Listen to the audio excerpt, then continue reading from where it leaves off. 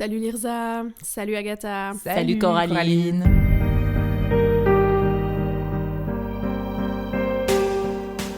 Vous allez bien? Ouais. Comme un lundi soir de novembre. On peut aller bien. Oh, vous savez ce que j'ai fait aujourd'hui? Non? J'ai envoyé mon dossier pour la naturalisation suisse. Oh, waouh! Bravo. Ouais, merci. T'avais procrastiné longtemps? Non, j'avais eu d'autres soucis. Et toi, Agatha, comment tu vas? Eh ben écoute, moi ça va pas mal. Je suis très contente d'être là avec vous ce soir. Ça me met en joie. Et puis j'ai rien d'autre à dire sur ma journée. Ok, super. Et toi, Coraline? Moi ça va bien. J'ai pas grand chose d'autre à dire sur ma journée non plus. Mais Tout je suis se passe contente. maintenant.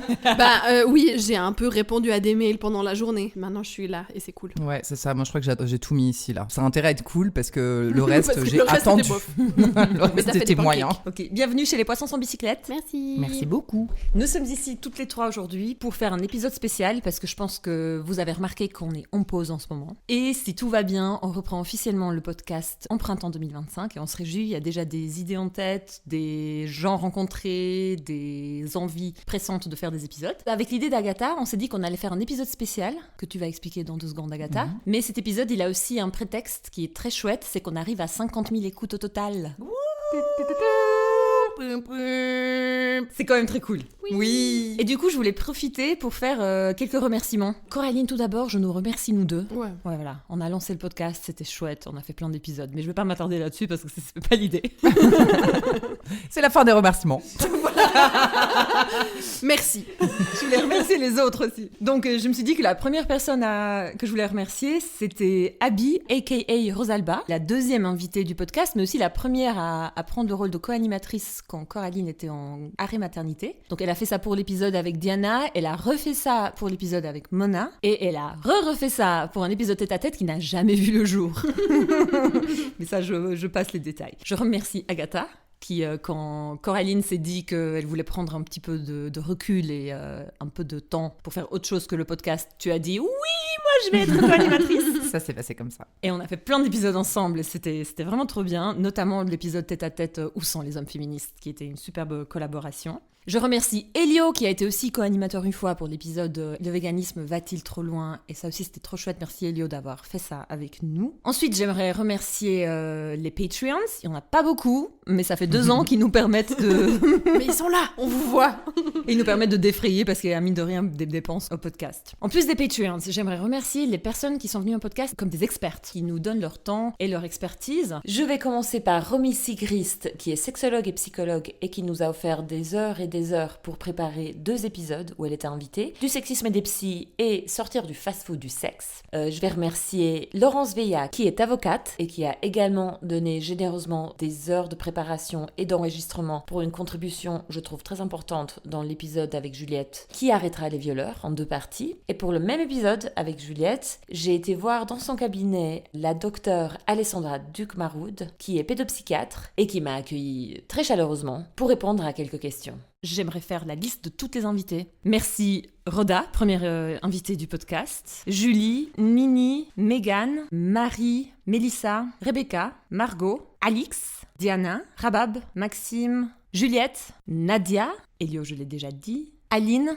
Coralie, Mona, Amandine, Maria, Célia et You. Donc on remercie aussi le Festival Les Créatives qui nous a contactés pour faire un épisode avec elle et avec Jeanne Spetter. Puis aussi je remercie donc le Festival BDphile qui a voulu collaborer avec nous et on a accueilli l'artiste Elvire Decoq. Et je remercie aussi tout le monde qui a partagé sur les réseaux sociaux, qui en a parlé autour de soi, qui a distribué des stickers, tout ça. Et last but not least, c'est ceux qui n'ont rien fait mais qui nous ont écoutés et c'est le plus important. Je pense que j'ai fini. Merci. Merci beaucoup. Du coup, Agatha, tu voulais faire quoi aujourd'hui? Merci de me poser la question. Je me lance. Nous sommes ravis de vous retrouver pour un épisode inédit, comme l'a dit Lirza. Déjà parce que nous sommes 3 aujourd'hui, Coraline, Lirza et moi, ce qui est une première et ça me réjouit beaucoup. Mais aussi parce que c'est un épisode un peu spécial pour les retrouvailles des poissons avec leurs auditeuristes. Nous voulions quelque chose de différent et avons décidé de vous donner la parole. Via un appel à témoigner, raconte-nous un épisode sexiste. Vous l'avez peut-être vu passer sur Instagram. L'idée de départ, c'était de faire un épisode un peu léger et où on aurait pu rire ensemble des mini-mésaventures que nous rencontrons toutes. Et ce qui s'est passé, à mesure qu'on recevait vos histoires de vie, soigneusement sélectionnées, ou encore vos messages pour nous expliquer pourquoi vous ne témoignerez pas, trop confrontant, trop douloureux ou même trop impossible de choisir, on a déchanté. En fait, ce qu'on vit là, ensemble, ça parle de cumul, ça parle de santé mentale, ça parle de violence et d'empêchement. Ce sont toutes ces phrases qui doivent sortir de la normalité. Parce que finalement, vos expériences intimes, en sortant de la sphère privée, participent à l'histoire collective et politique. Parce que ce ne sont pas des hasards ou des malchances. Le problème, c'est pas que t'as pas d'humour ou que t'es trop sensible. Le problème, c'est ce qu'on s'autorise à te dire. Le 14 juin 2023, sur mon t-shirt, il y avait écrit « C'est pas moi la sensible, c'est toi l'inadéquat ». C'est parce que l'objectif, c'est l'inversion de la culpabilité et de la responsabilité finalement. Alors on va commencer par vous dire merci. Merci d'avoir accepté de partager avec nous et avec toutes celles et ceux qui vont vous écouter, parce qu'on sait que c'était dur, mais que c'est aussi important. Et pour cela, nous avons organisé vos histoires en 8 joyeuses thématiques. Tout ça a un large programme, et ce sera pas toujours facile, mais le but c'est qu'on sorte du silence. Pour rebondir sur ce que tu dis, j'aimerais vraiment dire que le but du podcast a toujours été quand même qu'on discute autour des sujets et qu'on puisse réfléchir, déconstruire et puis faire avancer un petit peu la discussion, en tout cas la nôtre. Et j'aimerais vraiment rester bienveillante, parce que moi aussi je suis susceptible de dire des conneries sexistes, j'en ai déjà dit dans le passé, je fais attention, c'est important de continuer de faire attention, de savoir que nous aussi on est le problème. Mais je promets rien au bout d'une demi-heure, très franchement. Non, vraiment, je risque de m'énerver. Il y en a, ça énerve trop. Il y en a qui me font rire parce que je crois qu'il y a mon corps qui a un réflexe de...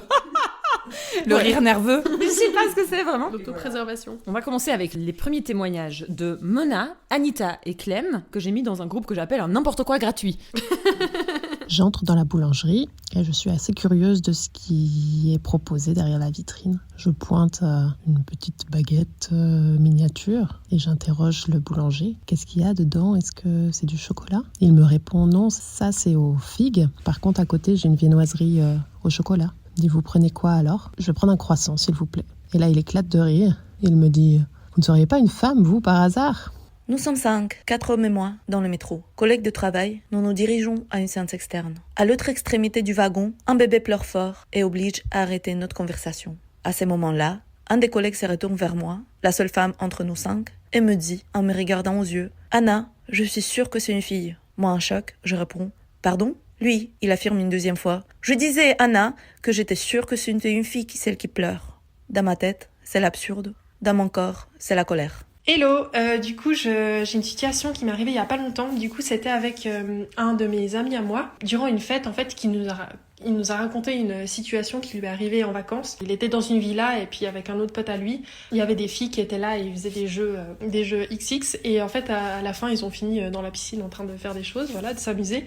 Et en gros en nous racontant cette histoire, mon pote, en décrivant une des filles, il a utilisé le mot bout de viande. Donc c'est-à-dire, je sais pas exactement comment il a tourné sa phrase, mais je me rappelle que vraiment pour la nommer, il a utilisé le mot bout de viande. Ça paraissait anodin aux autres qui écoutaient l'histoire sur le moment, mais moi je me suis dit mais c'est trop bizarre d'utiliser ce terme-là pour nommer une personne. Enfin bref, du coup voilà, c'est mon histoire. Moi j'aimerais tout de suite dire quelque chose. Personne ne croit que t'as couché avec plein de meufs dans une piscine, mec. Tu vois, ça c'est le truc genre j'ai une copine mais elle va dans une autre école. Non, Ouais. t'as pas de copine. C'est du bullshit, j'étais en vacances, puis on faisait la fête, puis il y avait du champagne, puis on s'est touché. Mais c'est pas arrivé. Calme-toi, Clint Eastwood. T'as pas eu 2 threesomes à 80 ans. Exactement. Moi, dans la catégorie tout n'importe quoi, j'en ai une. Je suis amatrice de vin. J'aime vraiment ça. Enfin, j'en bois un peu régulièrement, Un peu. pas beaucoup, mais juste pour goûter le goût. Bref, je ne vais pas me justifier sur mon alcoolisme. Et chaque fois que je trouve un vin à l'aveugle, déjà la plupart du temps, c'est des mecs plutôt qui sont autour de moi quand tu vas dans les soirées dégustation de vin. Les mecs me regardent de façon incrédule et en fait me soupçonnent toujours d'avoir triché. Mais vraiment. Wow. On me dit non mais t'as lu l'étiquette. Et en fait non, moi j'ai forcément triché quoi. Oh, waouh. Ouais, c'est super. C'est pas possible que tu t'y connaisses. Mais dans non. un truc aussi sophistiqué que le vin. Bah non, mais bien Ah, sûr. genre. Tu t'y connais en vaisselle. Oui. Quel liquide vaisselle c'est. D'ailleurs, petit blind test. Voilà. Celui-là, à ton avis, c'est quoi? L'histoire que j'aime beaucoup là-dedans, c'est que le gars qui dit « Je suis sûr le bébé c'est une fille Mhm. elle lui dit « Quoi ?» Et il répète. Ça montre juste l'aisance, juste le c'est bon, c'est normal. Je le répète. Ouais. Y a pas de problème. En fait, ton problème, c'était juste ton audition. Ah oui. C'est pas que c'est problématique, c'est C'est juste pas que que tu ce que je dis, entends c'est de mal. la merde. Mais ceci dit, il y a une étude qui montre que les pleurs des enfants sont interprétés différemment Ouais. quand c'est des garçons et des filles. Ouais. Les filles, elles font vachement plus de caprices. Et puis les garçons, c'est pas qu'ils pleurent, je sais plus ce qu'ils font, ils rugissent. Oui, mais c'est ce côté de des photos filles garçons, puis un groupe on leur a dit que c'était une fille et l'autre c'était garçon, puis ils disent que les filles elles sont tristes et les garçons ils sont en colère. On interprète les pleurs des enfants de façon différente en fonction de leur genre. C'est quand même triste pour les uns et pour les autres d'ailleurs. Puis un des conseils souvent donnés par des coachs, et puis même moi-même, je me disais c'est une bonne chose, c'est quand quelqu'un dit un truc problématique, c'est de le faire répéter. Parce que du coup, ça a un effet, en fait...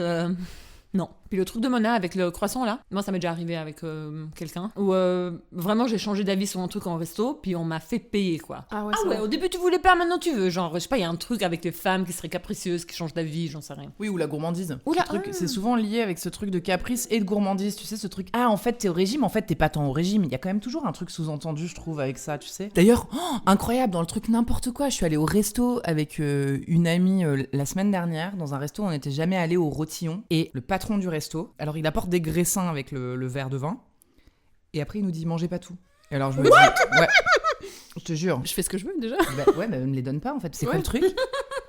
Mais attends, mais je là, t'emmerde. je me suis dit, bon, c'est une maladresse, je sais pas, enfin bon. Je lui ai pas tout de suite prêté une intention sexiste. Et après, il est allé voir la table d'à côté où il y avait 2 femmes à tabler. Elles lui disent, s'il vous plaît, est-ce que je peux avoir la carte des desserts? Et là, il fait, ah ouais, vous allez prendre des desserts? Faut y aller mollo quand même. Oh, wow. Le mec, c'était le patron du resto. Son sexisme l'empêche d'être bon commerçant. Ouais, tu veux pas que tes clientèles mangent en fait. Tu veux pas qu'elle consomme chez toi. Tu veux pas qu'elles dépensent leur argent chez toi. C'est quand même. Enfin, on va pas pleurer après quand tu seras fermé, mais. C'est ça. Tant pis pour toi. J'ai regardé les meufs, vraiment, je leur ai dit, mais vous avez toujours envie d'un dessert? Elles étaient là, bah non, je crois qu'on va partir. Et elles sont parties, quoi. Prochaine catégorie. On va écouter les témoignages de Anouk Maria Lizadou dans un chapitre que j'appelle Waouh. Salut les poissons, je m'appelle Anouk, j'ai 27 ans et j'habite à Athènes. J'ai une mémoire vraiment sélective, donc tous les détails des anecdotes sexistes que j'ai subies, je les oublie. Mais par contre, je retiens des typologies de situations.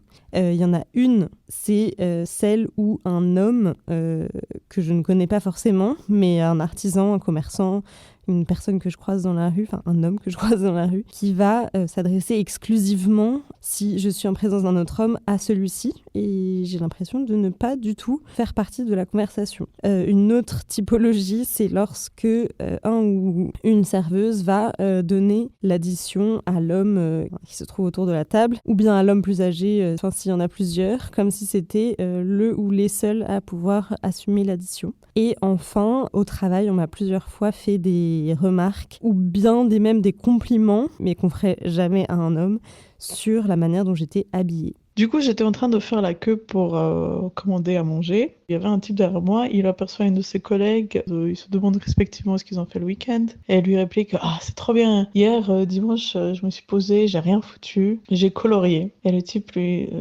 fait « Quoi? Comment ça, colorier? Comme les gamins, enfin colorier avec un peu de jugement derrière, je pense. » Et elle lui dit « Oui, bah en fait, j'aime trop faire ça, parce que ça me détend, etc., etc. » Et j'étais trop bien avec mes petits trucs de merde à poser comme ça, à colorier comme une gamine. Cet été, je suis partie en aventure en vélo, toute seule. Donc j'étais mon bike, mon paquetage, ma tente et mon réchaud en parfaite liberté et autonomie. Et un soir, je me suis installée dans un camping et j'ai commencé donc à monter mon petit camp de base pendant que je m'affairais. Un mec est venu se poser à côté de moi. Il m'a posé des questions sur mon voyage, qu'est-ce que je fais ?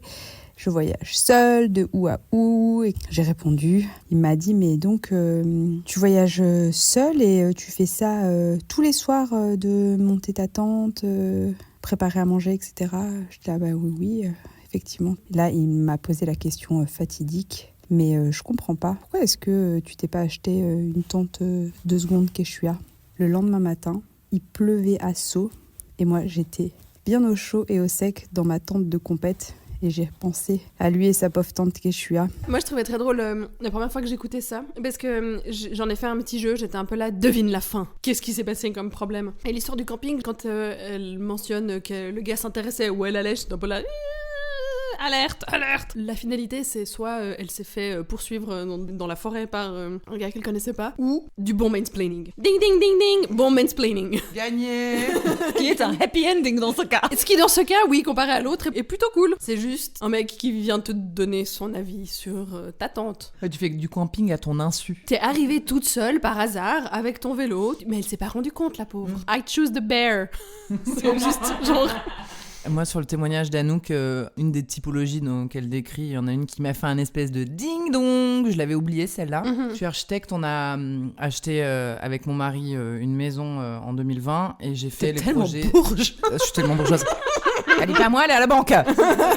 Et c'est moi qui fais le projet de rénovation. C'était vraiment une ruine. Et j'ai suivi le chantier. Et chaque fois que je donnais une consigne à des ouvriers ou des techniciens, les mecs allaient vérifier auprès de mon mari si c'était OK.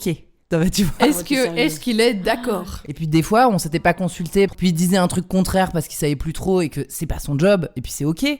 Et en fait, les mecs retenaient la consigne de mon mari qui avait été donnée a posteriori, quoi. Donc on a eu des merdes à cause de ça. Et donc il y avait pareil, quand on était en séance de chantier tous les deux de temps en temps, il ne s'adressait qu'à lui. Et ça rejoint aussi le truc de Lisa Lou qui parle de ces techniques, tu peux pas savoir, même si c'est ton fucking job.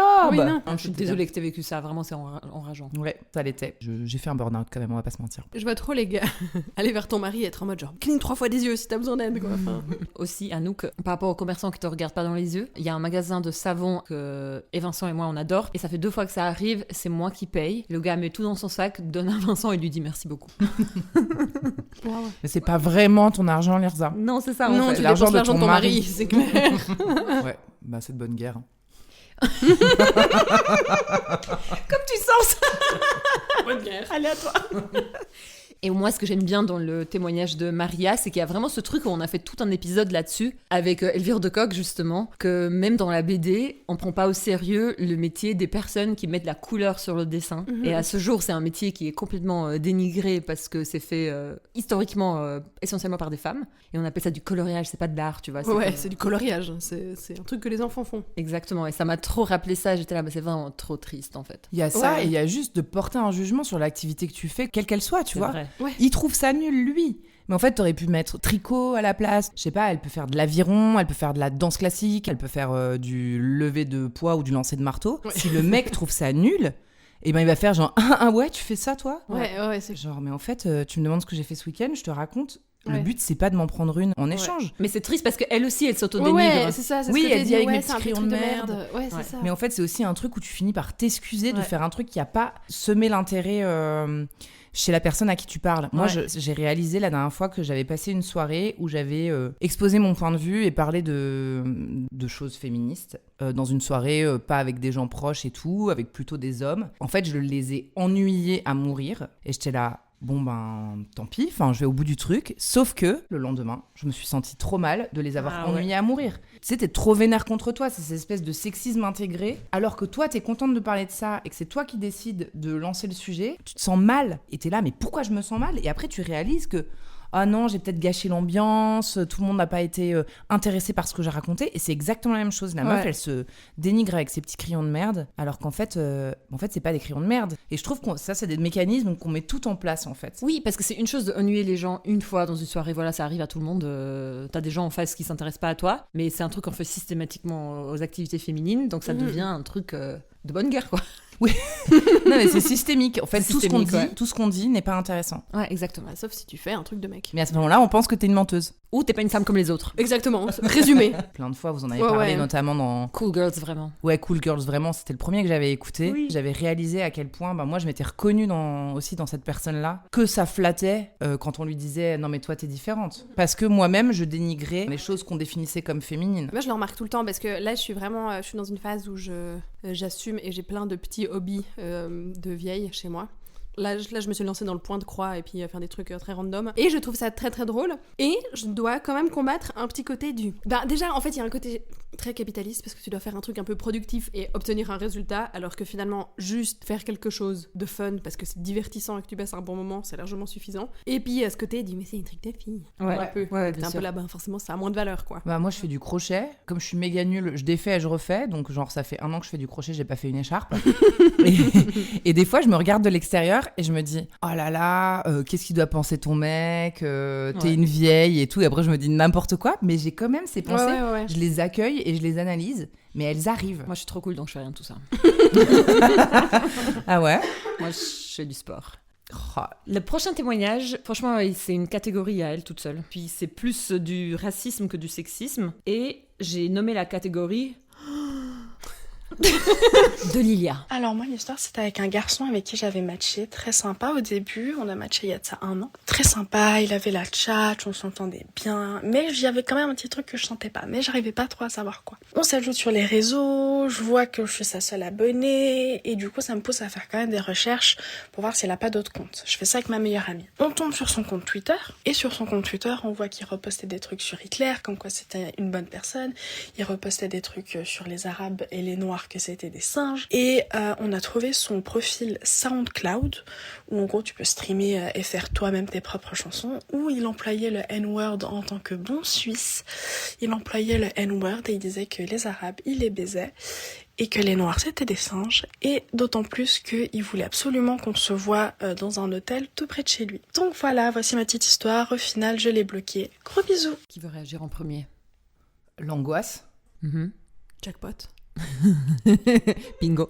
Bingo. En fait, je ne comprends même pas ça. Je ne comprends pas cette histoire. En fait, c'est tellement absurde et tellement violent et tellement... je comprends pas. C'est ça que j'aimerais dire, c'est qu'en fait, tu sais, souvent on raconte des histoires sexistes à des mecs qui sont là genre « Ah waouh, ce que vous vivez les femmes », parce que, bon déjà, ils ferment les yeux, les mecs beaucoup, ils s'intéressent pas, donc ça, il faut le dire. Mais en plus, tant que tu le vis pas toi-même, c'est un peu difficile de le comprendre. Et ça, typiquement, en tant que meuf blanche, j'ai jamais été proie de ce genre de situation. Parce que je tombe pas sur des gars qui kiffent Hitler parce que je suis pas noire, en fait, ou je suis pas racisée. Ça me rappelle aussi un témoignage de Rabab, Coraline, on avait fait l'épisode ensemble, où elle tombait sur des mecs sur les réseaux, quoi, enfin sur les dating apps, où le gars était là, ah oui, j'aime beaucoup... parce que les femmes qui portent le foulard et sont vierges, il se tapait un délire comme ça, en fait. C'est juste un vécu, pour moi, c'est de la science-fiction. Lilia, je suis désolée que t'aies vécu ça. Et j'aime bien qu'elle dit voilà, je l'ai bloqué, bisous. Il y a un peu ce truc, tu sais, de... Lolilol.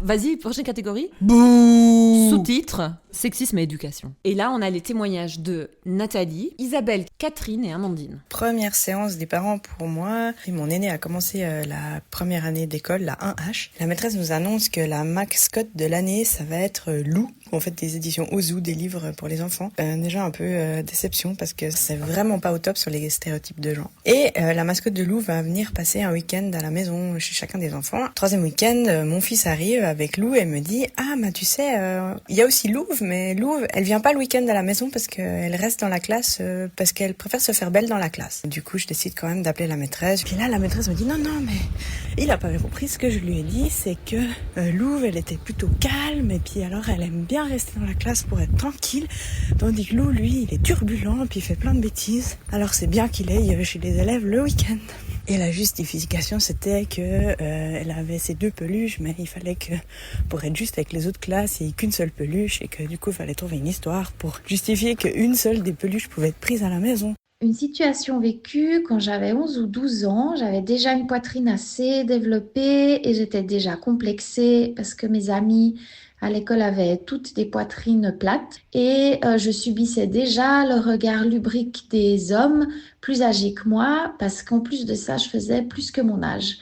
Et donc ce jour-là, j'ai une angine à streptocoque, je me rends à la permanence médicale et en chemin, je croise un homme d'âge mûr, peut-être 60, 70 ans. Et arrivé à ma hauteur, il me dit « Mais vous arrivez à marcher, vous, avec des balles pareilles ?» Sur un ton comme ça, vraiment agressif. Et je suis restée vraiment bouche bée, quoi. Et choquée. Et en même temps, j'avais aussi envie de pleurer de honte.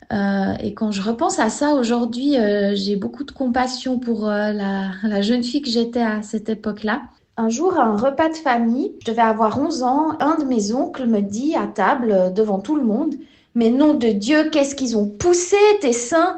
T'as bientôt plus de nichons que ma femme. » Et là, toute la tablée se met à rire de sa blague, entre guillemets. Honte intersidérale. Cet événement se déroule lors d'un contrôle gynécologique. J'étais enceinte de mon 2e et c'était pour un contrôle au 6e mois. Pour ce contrôle, j'étais seule avec mon 2e fils qui avait presque 4 ans. J'arrive et c'est vrai que je suis une personne plutôt svelte et quand je suis enceinte, je prends beaucoup de kilos, je prends jusqu'à 20 kilos. Et donc mon gynécologue me voit arriver donc au 6e mois. Première chose qu'il dit, mais vous êtes tellement grosse, mais tellement grosse qu'on vous reconnaît pas. Vous êtes le genre de femme à boire des sodas toute la journée. Et sur ça, au lieu de ne rien répondre, je me défends en disant que non, mais que par contre, les moments des repas, j'ai plus faim et je mange plus. On passe à la consultation, on devait faire une échographie. Et pendant cette échographie, d'un coup, il me met son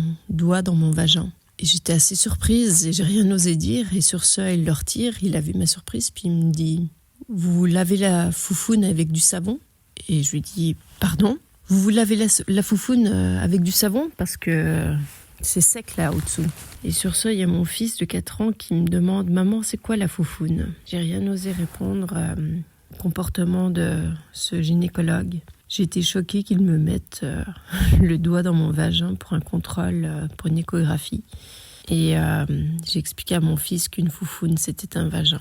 Ça s'est passé une fois où j'étais allée manger chez mon parrain et ma marraine. Et donc, c'est des personnes assez âgées, du même âge que ma grand-maman. Et en gros, mon parrain m'a demandé « Bon alors, toi, t'es toujours végane ?» Et j'ai dit oui. Et il était là « Mais... tu sais, tu vas pas pouvoir trouver un mari comme ça, hein, parce qu'il faudra lui cuisiner de la viande. » Coraline, elle a le front collé au micro. C'est réconfortant. Le micro me fait un câlin. Non, mais c'est l'enfer.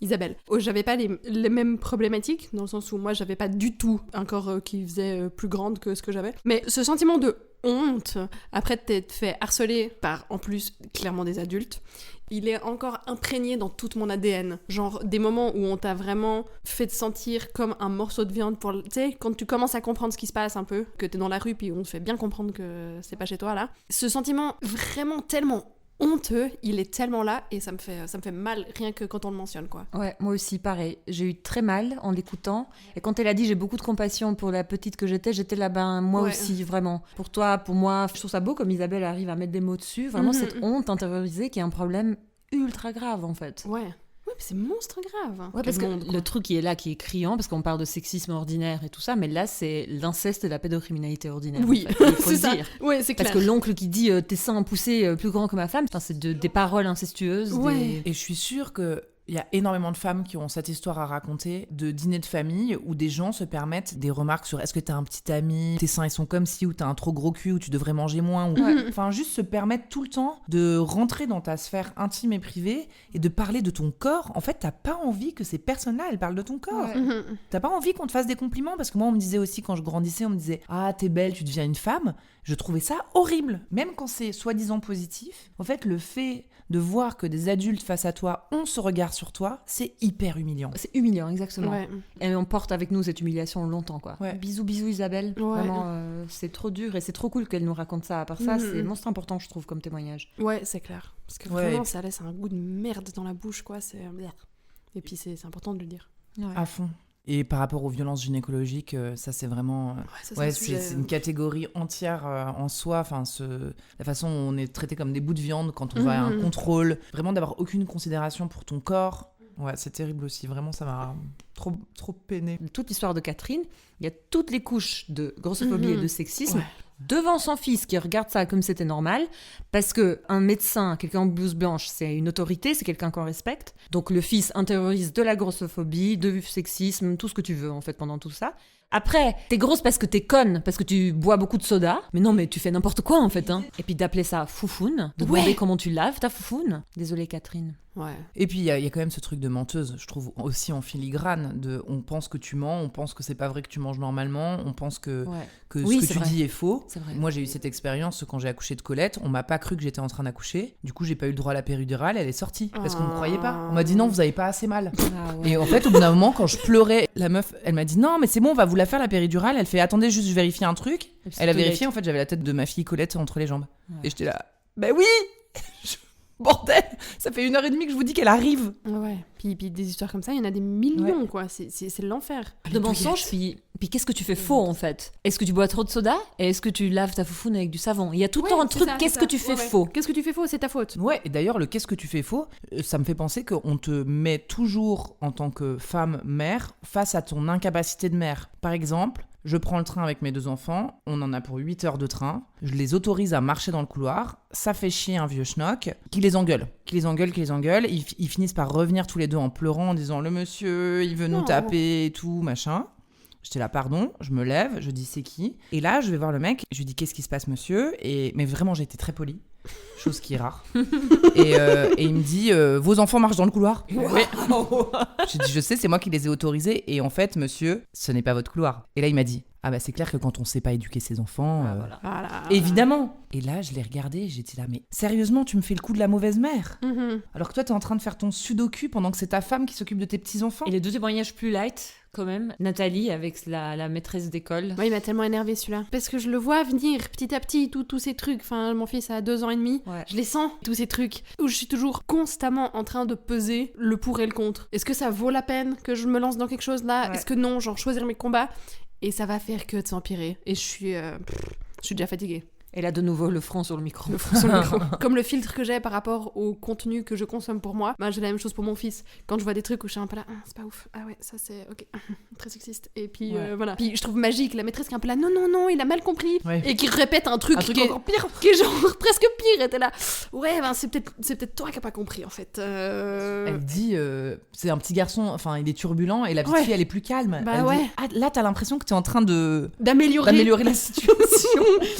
Bah, elle est calme, elle est tranquille à la maison. T'as l'impression naïvement que tu vas être aidée par la maîtresse. Oui, et en fait, c'est ce truc où les gens te lâchent une motivation derrière ce qu'ils ont dit. Elle dit, il fallait trouver une excuse sur pourquoi la deuxième mascotte vient pas à la maison. Et ça m'arrive souvent dans la vraie vie où les gens ont une motivation quelconque, qui est vraie, qui est là. Mais en fait, il faudrait séparer les deux choses. T'as un problème, il faut résoudre le pourquoi il n'y a pas 2 mascottes qui vont à la maison. Ça ne justifie pas le choix sexiste de l'explication. J'aimerais juste qu'on sépare les deux choses. T'aurais pu trouver un autre truc. Ou alors la justification, c'est il me fallait absolument une justification sexiste. C'est ça ma motivation. Voilà, c'est peut-être dans l'autre sens. Non mais oui, c'est vrai, t'as raison. C'est bizarre que la réponse soit sexiste et ça montre aussi la pauvreté des réponses disponibles en fait. Ouais. Parce qu'en fait, tu peux faire autrement. Tu peux dire c'est une semaine sur 2 parce qu'ils sont en garde alternée, parce que leurs parents ont divorcé, qu'ils ont très bien géré leur divorce. Oui, c'est vrai, exactement. Mais tu vois, parce que ça normalise aussi des choses qui existent dans la société. Enfin, je dis n'importe quoi, mais ça pourrait être un truc. C'est pas un truc. Lui, il vit sa vie fun d'explorateur et de sportif pendant qu'elle fait du tricot ou du point de croix chez elle. L'enfer. Et puis Amandine, qui était notre invitée à l'épisode Le véganisme va-t-il trop loin, qui est un épisode qui a été beaucoup écouté avec Elio, justement, co-animateur en plus de nous deux, Coraline. Amandine, désolée, j'ai coupé une partie de ton témoignage parce qu'elle faisait une analyse après et elle couvrait tous les trucs. J'étais là, ça c'est notre job. C'est notre travail. C'était assez magique. Je vois bien ce truc du... Vous voulez faire de la viande, oui, ça... Et puis, a priori, j'ai eu ce débat avec une collègue récemment. Je suis un peu là, mais c'est pas le seul truc que collectivement on accepte que les hommes savent faire pour eux-mêmes. Oui, c'est vrai. De la viande, finalement. Puis je trouve ça triste. Tu vas chez ton parrain, ta marraine, et ils te font chier avec ça. Oui. Oh. Non, et en plus, mais qu'est-ce qu'ils savent du fait que tu veux trouver un mec ou pas ? C'est ça. Il y a quand même de plus en plus de femmes qui font le choix. D'ailleurs, il y a une étude qui est sortie, j'ai vu ça la semaine dernière, que les femmes adorent être célibataires, beaucoup plus que les hommes, et elles préfèrent prolonger ce temps-là. Sans blague. Ouais. Et les mecs sont un peu là, oh les pauvres. Non. En fait, donc pourquoi tu projettes sur moi qu'il me faut un mec ? En fait, je vis ma best life. Je vais pas en faire des caisses là-dessus parce que sinon. Amandine, dans son analyse, elle disait genre, puis qui dit que je suis monogame et qui dit que je suis hétéro. Mais bien entendu. Trop chiant. Je suis désolée, Amandine, que t'as vécu ça. Vraiment, ça, c'est trop relou. La bouffe vient chercher les familles, parce que moi, je suis devenue végétarienne il y a 2 ans et demi. Les gens pètent un câble. J'ai l'impression que c'est pire que de faire un coming out queer, quoi, suivant les familles. C'est en mode genre, la bouffe, non. Moi, ce qui me fait trop marrer, c'est vraiment pour moi, il y a un truc qui touche à l'absurdité, c'est qu'est-ce que ça t'enlève à toi ? Tu sais, comme quand tu décides de plus boire d'alcool. À quel endroit ça t'empêche d'en boire ? Oui, tu vois, c'est ça. Toi. Oui, c'est clair. Fous-moi la paix. C'est si j'ai envie de pas boire d'alcool ou si j'ai envie de manger pas de viande, qu'est-ce qui t'empêche de te faire un steak ? Oui. Enfin, Moi, non. Allez chez le psy. Merci pour le partage, c'était vraiment un gros chunk. Un peu dur. Ouais. C'est vraiment dur. Suite, j'appelle ça... La catégorie genre... Exactement. Traduit, corps et douleur. Et nous avons Claudine, la voisine de Delphine, Amidé et Bao. Voilà, donc moi je m'appelle Claudine. Je suis la voisine de Delphine, plus qu'une voisine, puisque c'est une amie maintenant. Et ce qui s'est passé, c'est que quand Delphine a accouché de son 2e petit garçon, elle m'a confié le grand pendant le temps de l'accouchement. Donc le lendemain de l'accouchement, son mari de l'époque est venu récupérer son fils qui était chez moi. Donc bien sûr, ma première question, ça a été de lui demander comment ça s'est passé, l'accouchement s'est bien passé, tout va bien. Et là, oui, bien sûr, tout s'est très très bien passé. Mais tu sais, Delphine, je veux pas dire qu'elle est douillette, mais quand même, elle sait pas gérer sa douleur. Voilà, donc je sais pas ce que vous en pensez, mais moi, ça m'a quand même laissé pantoise, je dois le dire. Je crois que si les hommes devaient accoucher aujourd'hui, ce serait la fin de l'humanité. Hein. Il n'y aurait plus d'enfants. Hein. J'ai une autre anecdote qui n'est pas de moi, mais qui me hante depuis que je l'ai entendue et donc que j'ai vraiment très envie de vous partager. Une amie s'était mise d'accord avec son conjoint pour que, après avoir eu des enfants séparément puis ensemble, ils s'étaient dit c'est bon, ça suffit, trouvons un moyen de contraception qui nous convienne tous les deux. Elle, pendant des années, elle a eu pilule, stérilet, etc. Et finalement, ils se sont mis d'accord pour que monsieur fasse une vasectomie. Ça, c'est ce qu'elle croyait. Au bout de X temps, elle revient vers lui en lui disant on en est où ? Et là, il lui répond c'est pas pour ce qu'on baise que je vais le faire. J'ai eu des remarques assez déplacées de mes anciens patrons. En fait, celles qui m'a le plus traumatisée ont été celles qui ont été faites sur des problèmes de santé que j'ai eus, c'est-à-dire des crises de cystite. Les crises de cystite chez les femmes sont apparemment assez fréquentes. Chez moi, elles ont été de plus en plus fréquentes et violentes. Et face à ces douleurs que mes patrons ne comprenaient pas, ils ont quand même réussi à dire que c'était dans ma tête et qu'elle n'existait pas en fait. Lirza, tu veux revenir sur ta préférée ? Oui. Alors je sais pas pourquoi, mais j'ai vraiment explosé de rire avec le truc de la vasectomie, parce que j'étais un peu comme toi avec le camping. J'étais là, comment va se terminer cette histoire ? Et je m'attendais à ce qu'elle tombe enceinte. Oui, moi aussi. Parce qu'il a dit qu'il s'est fait la vasectomie, mais il l'avait pas fait. Moi aussi. On était toutes sur cette option. Ouais. Mais le truc, on baisse pas assez pour que je me fasse une vasectomie, c'est mythique. J'ai vraiment fait... Je trouve ça tellement violent, quoi. Puis j'adore vraiment superposer les deux anecdotes. Le mec qui dit que sa meuf, elle peut pas trop gérer sa douleur lors de l'accouchement, et le gars qui veut pas se faire une vasectomie parce qu'il a calculé que le nombre de fois où il couche avec la meuf, ça vaut pas le coup de faire la petite vasectomie. Et juste la confrontation des deux, moi, ça me fascine. Moi, j'aimerais bien savoir à partir de combien de baises ça devient rentable. Mais il faut appeler ce gars, il a fait le calcul. Ouais. Il y a un graphique quelque part. Moi, ce qui m'a vraiment beaucoup choquée, c'est vraiment comment on peut dire un truc aussi violent dans le cadre d'un couple qui est censé être un espace de bienveillance et de communication. Bon, là, c'est la meuf de quoi tu parles? Non, mais franchement, je sais pas, à chaque fois, ça me fait le même truc, mais parce que je crois que j'ai besoin d'être naïve pour continuer à vivre sur cette planète. Je me dis, mais comment tu peux t'adresser comme ça à ta compagne ? Même si t'as pas envie de faire de vasectomie, tu peux discuter, oui. Et puis, enfin, je sais pas, dire que t'as peur, avoir une conversation construite entre adultes et tout, et pas dire c'est pas pour ce qu'on baise que je vais le faire, mais enfin, c'est si violent, et en plus, t'as l'impression que c'est incriminant. En plus. Ouais, genre c'est ta faute. Ouais. Tu vas pas me faire ça, alors que en plus, déjà, j'ai pas le droit de niquer autant ce que je veux. Non, mais tu fais bien de dire tout ce que t'as dit sur la relation, parce que tu ramènes des choses à un niveau où ils doivent être, parce que je crois que la barre, elle est tellement descendue là, depuis qu'on fait l'épisode, qu'il y a plus rien qui me choque. Mais oui, t'as raison, on peut pas se parler comme ça, c'est pas possible. Un minimum de respect, un minimum de communication, quoi. Ça rejoint aussi le truc de l'accouchement, en fait. Le truc, déjà, t'exagères ta douleur, tu fais semblant, et de toute façon, dès que c'est des problèmes un peu gynécologiques, it's women's troubles, et puis c'est dans ta tête aussi. Et puis t'as mal à ton utérus, quoi, qui se balade dans ton corps, et qui affecte tes humeurs. C'est trop violent. Surtout que quand t'es au boulot, tu te sens déjà mal quand tu prends des jours maladie, t'es là genre, putain, je suis pas assez efficace, je suis pas assez importante pour la boîte, est-ce qu'ils vont me virer, quoi, ou est-ce qu'ils vont me filer des projets de merde? Donc c'est pas simple, quoi. Mais d'ailleurs, ça me fait penser à ce compte Insta que t'as partagé il y a pas longtemps de cette meuf absolument géniale aux États-Unis qui va voir les mecs dans la rue, qui fait un micro-trottoir pour leur demander qu'est-ce qu'ils savent sur le corps des femmes. Et puis à un moment de génie, ils ont un tableau blanc avec des magnettes qui représentent, y a un bout d'utérus, il y a les trompes de Fallope, il y a le vagin, etc. Et ils doivent recomposer l'appareil génital interne d'une femme. Les mecs, mais ils font tout. Mais genre, waouh, il y a des trucs, on dirait les constellations. Il n'y en a pas un qui est juste et tout est à l'envers. Enfin, vraiment, il n'y a pas un truc qui est juste. Tu l'as vu, celui-là ? Non, celui-là, je ne l'ai pas vu. Donc vraiment, ce truc de mystère absolu où tu te rends compte à quel point tout le monde s'en cogne. Et à la fin, ça finit toujours par « Et vous avez le droit de vote ?» Les mecs disent oui.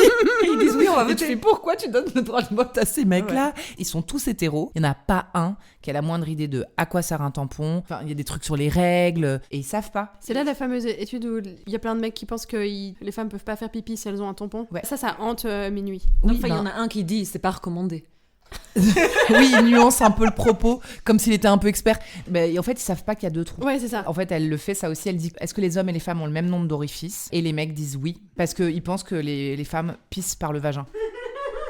Comme eux, avec leur pénis. C'est magique. C'est par là que ça sort. Coraline fait un vague mouvement de la main. en plissant les yeux. Puis une autre question qu'on pose, c'est pourquoi il y a des différentes tailles de tampons? Et le gars, il répond, ça dépend de la taille du vagin. Évidemment, là, il avait raison. Enfin, même pas facile. Donc, je suis désolée, parce qu'en plus, des crises de cystite, c'est pas drôle, j'imagine. Ouais, l'enfer. Bravo, les employeurs, oui. Moi, j'aime beaucoup, pour revenir à Claudine, et l'accouchement, en disant que si les hommes devaient accoucher, l'humanité s'éteindrait bien vite. Je trouve ça très drôle et très poétique. Et que c'est une bonne manière de clôturer... un mec qui respecte pas du tout sa femme. Mais tu sais à quoi j'ai pensé, moi, Coraline, puisque toi aussi, t'es fan de Friends, non? Oui. Quand Chandler demande à la femme qui accouche ses enfants qu'il va adopter, il demande, est-ce que tu penses qu'accoucher, ça fait plus mal que si on te donne un coup de pied dans les couilles? Et puis pendant qu'il est en train d'accoucher, elle lui crie dessus, elle lui dit genre, tu veux que je te fasse un coup de pied dans les couilles pour comparer la douleur, là? Et j'aimerais bien donner un coup de pied dans les couilles de ce mec pour voir si il peut gérer sa douleur. Ouais. À l'ancien mari de Delphine. Spoiler, ça fait plus mal. Et plus longtemps. Ouais. Ah bah, non. Non mais au cas où quelqu'un se posait vraiment la question, tu vois. J'aimerais bien lever le mystère sur ce que tu poses là, Lirza. On va passer au témoignage, de nouveau un témoignage de Hamidé, Delphine et Marion, dans la catégorie salaire, travail et sexisme. Ah, il y a sexisme. Oui. On va enfin pouvoir parler de ça. Bonjour les poissons. Alors, pour mon anecdote sexiste, il a fallu que je réfléchisse vraiment très longtemps parce que toutes celles que je trouvais, étant une femme typée, étaient liées aussi à de la discrimination raciale. Mais j'en ai trouvé une. À l'intérieur même de mon foyer, mon conjoint a réussi une fois à me sortir que si on avait le niveau de vie qu'on avait, c'était grâce à son salaire et qu'en contrepartie, ça nécessitait bien que moi j'ai plus de charge mentale. Elle est plutôt pas mal. Et j'espère qu'elle vous plaît. Des bisous. Alors, au moment de négocier notre crédit pour l'hypothèque, nous étions Mathieu et moi en face de Madame la banquière qui nous faisait les calculs basés sur nos salaires actuels. Et d'un coup, elle se retourne vers moi et elle me dit « Écoutez, madame, pensez-y, est-ce que vraiment je peux utiliser ce salaire actuel? Parce que vous allez bientôt sûrement avoir des enfants et puis vous allez décider d'arrêter de travailler. Donc, il faudrait quand même baisser votre estimation salariale afin d'avoir une valeur un peu plus correcte pour calculer votre hypothèque. » Hello, moi c'est Marion. J'ai 33 ans et je vis aux Pays-Bas. Et l'année dernière, j'ai été au chômage, donc j'ai eu une période pendant laquelle j'ai cherché du boulot. Et à cette occasion, j'ai discuté avec un ami masculin, plus âgé que moi, qui me posait un peu des questions sur ma recherche d'emploi, sur ce que je voulais, ce que j'attendais et ce que je recevais comme retour des entreprises auxquelles je postulais. Et à un moment, il m'a dit « Mais tu penses pas que le fait que t'aies la trentaine passée, que tu sois une femme, ça bloque dans tes candidatures parce que potentiellement, les employeurs se disent que bientôt tu vas avoir des enfants et donc du coup, ils ont pas envie d'embaucher une femme qui va bientôt partir en congé maternité. » J'ai explosé de rire de nouveau et je pense que c'est Hamidé qui me fait rire. C'est ça en fait. Il y a un truc. C'est sa faute. Le gars, je sais pas, il explique le patriarcat. Il se dit, écoute, non mais c'est normal que ça se passe comme ça, genre ah ouais, en 2020, je sais pas quand il a dit ça, t'es là genre une personne ne s'était fait ce raisonnement-là dans sa tête. Là, je suis vraiment plus constructive dans ces moments-là de la soirée. Mais genre, tu veux un applaudissement parce que t'as trouvé une explication qui a du sens et puis du coup t'es content. Enfin, je ne comprends pas la connerie que tu peux sortir de ta Je suis toujours très impressionnée par la gymnastique mentale que une certaine catégorie de la population fera pour ne pas s'occuper du ménage. Ouais. Non mais je gagne plus d'argent. C'est normal que tu en fasses plus. Mais how? Parce que si tu en gagnais moins, je le ferais. Ah oui, bien sûr. Right. Du coup, paye-moi, je sais pas, tu gagnes d'argent, paye-moi. Ouais. Non, c'est magique. Non, mais c'est tellement le nerf du patriarcat, cette histoire de je fais le ménage, tu gagnes d'argent. Je pensais pas que c'était là-dessus que ça allait me rendre hors de moi, mais voilà. Merci Hamidé. Non, puis je trouve ça cool que des femmes parlent de leur propre foyer. Je trouve que c'est une belle... faut pas juste insulter le voisin et la maîtresse à l'école. Faut aussi voir chez soi et en soi-même aussi. Pour ça, je salue la démarche. Oui, et puis en plus, on a des propensions à voir les situations problématiques. Des fois, elles nous arrivent à la maison. Absolument. On n'est pas libéré de ça parce qu'on est derrière ce micro, quoi. Non, pas non, mais c'est pour dire, on parlait de son foyer, c'est l'évidence même parce que, en fait, on le vit toutes aussi parce que les hommes avec lesquels on est, ils ont grandi dans ce système système, donc il y a des moments où ils font des sorties de piste, quoi. Évidemment. Et c'est mignon, sortie de piste. Oui. Et puis Delphine, qui n'est pas la voisine de Claudine. Donc je comprends qu'en tant que banquière, tu veux attirer l'attention vers le fait que peut-être que ta situation financière va changer un jour, donc peut-être, mais pas forcément le salaire d'aujourd'hui. Mais t'es pas obligé d'être sexiste en faisant. Tu peux dire déjà au couple, peut-être que vous avez des projets qui vont changer votre situation financière, notamment en retour en formation. Parce qu'il n'y a pas que les enfants qui sont en projet de couple, d'autres plans qui font changer votre situation financière. Ou si vous décidez de faire des enfants, peut-être que les deux, vous allez baisser votre pourcentage. Enfin, il y a tellement mille manières d'être une bonne banquière, attirer l'attention vers un sujet qui est réel, sans être une fucking sexiste cliché. Enfin, je sais pas. Oui, puis tu peux laisser la question ouverte. Tu peux dire, dans la perspective du calcul... Est-ce qu'il y a des projets que vous voyez à moyen ou court, moyen et long terme qui pourraient faire baisser vos revenus ? Exactement. Et voilà. Voilà. Oui, puis c'est ce côté, évidemment que vous allez faire des enfants, madame, vous allez baisser vos taux, mais l'enfer. Ouais, vraiment. T'as quoi à dire de Marion qui est aux Pays-Bas avec son meilleur pote ? Oui, moi j'étais un peu là. Mais alors, merci, ça me sert à rien comme commentaire. Tu crois que c'est pas ça ? Mais qu'est-ce que ça change, que je le crois ou pas ? Déjà, je le vis, c'est de la grosse merde, je suis coincée là. Et puis, je vais faire quoi ? Je vais mentir, je vais venir à mon entretien avec une moustache et puis dire que j'ai 45 ans, je sais pas. Vraiment, qu'est-ce que je vais faire ? Je vais me dessiner des rides et me mettre une moustache. Enfin, jusqu'à quand tu peux frauder, genre ? Tu sais, des fois où tu t'inventes des diplômes ou des compétences, je suis un peu là, tu peux aller jusqu'où avec ça ? Jusqu'à quand tu peux prétendre être un homme ? Qu'est-ce que tu veux obtenir comme réponse exactement, Jean-Michel ? Comment on continue cette conversation après cette remarque ? Je dis, je vais arrêter de chercher du travail alors. Ça me rend vraiment perplexe en fait. Oh, Marion. Marion, est-ce que tu peux faire écouter ce morceau à ton pote, s'il te plaît ? Ok. Oui. Je dois shake mon corps pour sortir les énergies. Tu sais comment les animaux qui se font attaquer dans la jungle, ils play dead ? Ouais. Et puis après, ils doivent shaker leur énergie. C'est ça qui m'arrive. Ton play dead. Ok, next. Apparence et travail. Les personnes qui témoignent sont de nouveau Bao, Aurélie, Bertie, de nouveau Catherine et Delphine, la voisine de Claudine cette fois-ci. Yay. Les premières anecdotes qui m'ont beaucoup marqué viennent du bureau dans lequel je travaillais après mes études. C'était un bureau principalement composé d'hommes. On était une quarantaine à peu près et il y avait une proportion d'une bonne trentaine de gars pour une petite dizaine de filles en fait. Mon chef faisait énormément de remarques sur notre manière de nous habiller.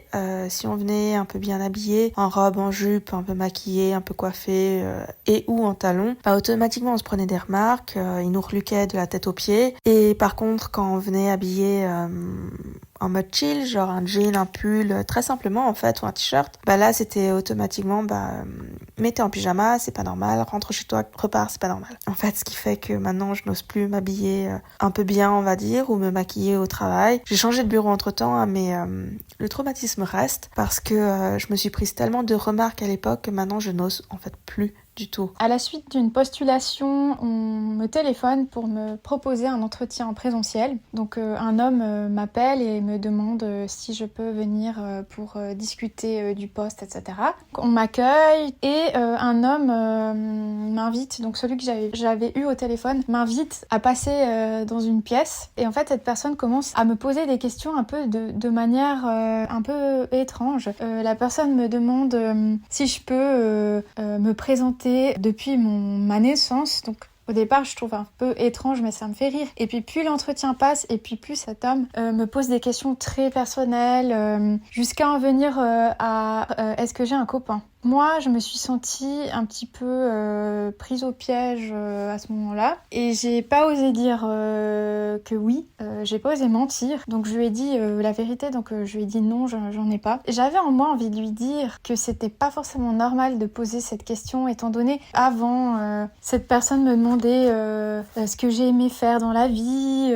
Bon oui, voilà, ça peut paraître anodin, mais justement au fil de la discussion, je trouvais que c'était vraiment un peu bizarre. Et puis cette histoire de copain, voilà, qui m'a fortement gênée. Et ce qui m'a encore le plus gênée, c'est quand j'ai voulu partir parce que cette personne ne voulait pas clore l'entretien. À un moment donné, je lui ai dit que voilà, je pense qu'on avait fait le tour des questions et il y avait mon CV posé sur la table. Donc je me lève, prête à partir, et cette personne me dit: ah, vous êtes très jolie sur votre photo, mais vous pourriez vous mettre plus en valeur.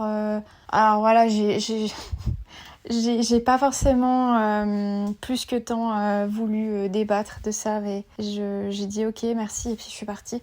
Bonjour, alors voilà, moi je suis forgeronne de métier, et puis il y a un client qui m'appelle pour effectuer un travail pour lui, et au fur et à mesure de la discussion, on vient à me dire mais d'ailleurs, est-ce que vous forgez en mini-jupe, parce que ça doit être excitant de venir voir ça. Et là, j'ai été hyper choquée. J'ai gardé mon calme et j'ai dit qu'en fait, je travaillais dans des habits professionnels et qu'il n'y avait en aucun cas ce genre de cliché sexiste qui rentrait en ligne de compte et que du coup, je ne prendrais pas son travail. Et j'ai raccroché, choquée. Au travail, à chaque fois que je porte un short, on me fait le commentaire comme quoi je suis réchauffée. Bonsoir. Donc moi, j'étais responsable du contrôle interne dans une mutuelle. Responsable du contrôle interne, ça veut dire que je suis experte dans mon domaine, mais je suis pas du tout commerciale. Et un jour, je suis reçue par mon directeur pour un entretien qui m'indique que ce serait bien que je commence à développer mon portefeuille. Donc j'accueille l'idée, je le questionne sur « Ok, mais comment je m'y prends parce que je ne suis pas commerciale ?» Et à cette question, il me répond tout simplement « Écoute, je t'invite à mettre du rouge à lèvres et tu verras, tout se passera bien. » J'ai été sans voix, j'ai même pas su répondre quoi que ce soit. Et je suis sortie de là en me disant « Je viens d'être victime d'un acte sexiste. » Ouais, moi je tiens à dire que l'entretien m'a beaucoup stressée quand je l'ai écouté, parce que je ressens trop le malaise. Tu vas à un truc pro et tout d'un coup t'as l'impression que la personne en face elle prend ça pour un date. Enfin, je sais pas si vous avez eu cette vibe là aussi, mais moi je suis un peu en mode tu poses tellement de questions qui n'ont rien à voir, et puis tu te permets de faire des commentaires sur son physique, et en lui posant des questions très perso que tu devrais pas poser à un entretien. Ouais. Et genre tu crois quoi? Enfin, qu'est-ce qui va se passer Et c'est comme les rapports de hiérarchie, tu sais, tu utilises le fait que tu domines la personne parce que tu peux lui filer un job ou pas. Ouais. Parce que si la personne elle est là, elle a besoin d'un job pour t'autoriser à dépasser les limites en fait. C'est vraiment terrible parce que tu te retrouves dans une situation où t'as l'impression d'être menotté quoi. Ouais, t'es coincé là. Ouais. Moi je comprends Aurélie qui dit j'ai rien dit et tout, parce que si t'as besoin du job, c'est pas le moment de faire de l'activisme ou de la justice sociale du tout. C'est ça, Mais si t'es dans le besoin, franchement, tu fermes les yeux sur plein de trucs et c'est normal, faut pas se sentir mal parce que t'as besoin d'un salaire et ça c'est ta vie quand même. Il y a des priorités quoi. Mais oui. Mais quand t'es en fin de droit ou quand t'as pas assez cotisé pour avoir des droits ou quoi que ce soit. Mais d'ailleurs, j'aimerais profiter de cette discussion pour dire ce que j'ai vécu dans cette fameuse formation CV lettre de motive et qui va complètement dans ce sens-là, où le formateur a commencé une phrase en disant « Et là, je m'adresse à toutes les mamans, pensez bien sur vos CV de mettre marié, 2 enfants, entre parenthèses, enfants gardés. » Et là, j'ai bondi, j'ai dit « Mais pardon ?»